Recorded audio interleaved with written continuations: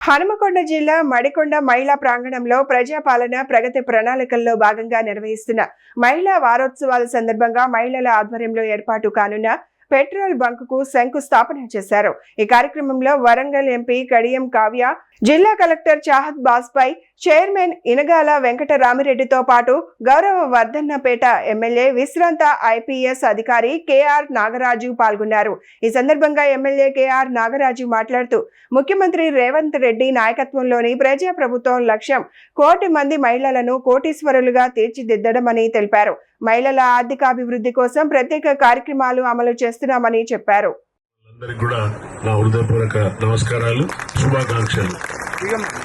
మరి గౌరవ ముఖ్యమంత్రి గారి యొక్క ఆలోచన విధానం, అలాగే బట్టి గారి యొక్క సహకారంతో మీ అందరికి కూడా వడ్డీ లేని రుణాలు మళ్ళీ మొదలు కావడం చాలా సంతోషం.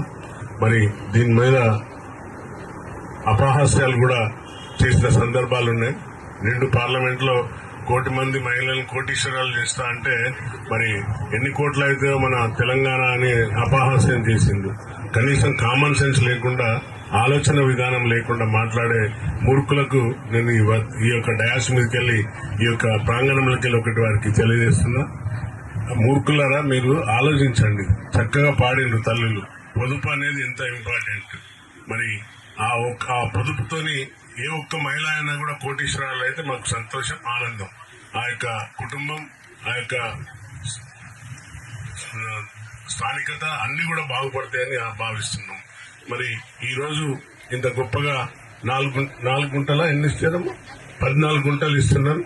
14 గుంటలలో మీరు పెట్రోల్ పంప్ రన్ చేయడానికి. అలాగే శ్రీధర్ గారు,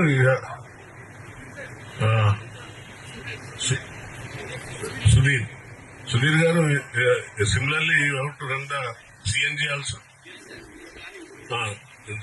అది కూడా ప్లాన్ చేస్తే బాగుంటది.